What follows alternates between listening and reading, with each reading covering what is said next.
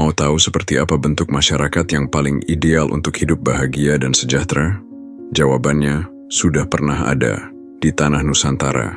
Sebelum dunia dipenuhi persaingan, individualisme, dan perebutan kuasa, nenek moyang kita sudah membangun peradaban yang berakar pada kebersamaan.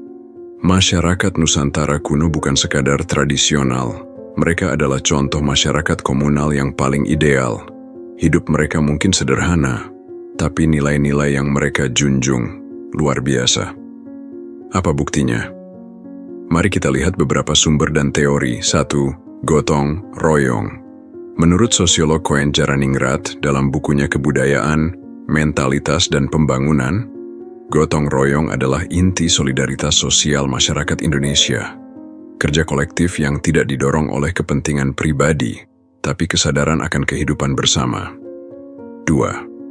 Tanah komunal. Penelitian antropolog Clifford Geertz dalam Agricultural Involution menyebut bagaimana di Jawa sistem pertanian tradisional bersifat sangat komunal, di mana tanah dan hasilnya seringkali dibagi bersama antar warga desa. Di luar Jawa, seperti di masyarakat Minangkabau dan Papua, sistem ulayat, tanah adat masih dijaga hingga kini. 3. Musyawarah dan adat. Teori demokrasi deliberatif, Habermas, bisa kita temukan dalam praktik musyawarah adat masyarakat Nusantara. Studi dari John Bowen, Muslim Through Discourse, menyoroti bagaimana pengambilan keputusan berbasis adat seringkali lebih demokratis daripada sistem politik modern. 4.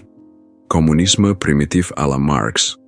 Dalam kerangka pemikiran Karl Marx tentang primitive communism, komunisme primitif, masyarakat awal manusia hidup dalam struktur tanpa kepemilikan pribadi dan tanpa kelas. Masyarakat adat Nusantara sangat cocok dengan tahap ini, bukan sebagai ideologi politik, tapi sebagai pola hidup kolektif yang nyata. 5. Penelitian modern. Sebuah artikel di Journal of Peasant Studies, White 2011, menyebut bahwa sistem sosial komunal di Indonesia seringkali lebih tahan terhadap krisis dibanding sistem kapitalis, karena ada jaringan solidaritas dan distribusi sumber daya yang berbasis relasi sosial, bukan transaksi ekonomi. Jadi, ini bukan sekadar cerita romantis masa lalu, ini fakta sosial dan antropologis. Masyarakat Nusantara pernah berada di titik ideal, hidup damai, berbagi sumber daya, dan menyelesaikan masalah secara kolektif, bukan utopia, tapi sejarah. Sekarang pertanyaannya bukan bisa atau tidak, tapi beranikah kita kembali ke akar? Ketika dunia modern terus memecah kita jadi individu yang saling berlomba, mungkin yang kita butuhkan justru kebijaksanaan lama untuk membangun masa depan yang lebih manusiawi. Karena masyarakat paling ideal itu bukan yang paling maju secara teknologi, tapi yang paling tulus dalam menjaga satu sama lain. Dan itu sudah jadi warisan kita sejak dulu. Terima kasih. Share video ini agar semakin banyak orang yang peduli akan kebijaksanaan sosial leluhur kita.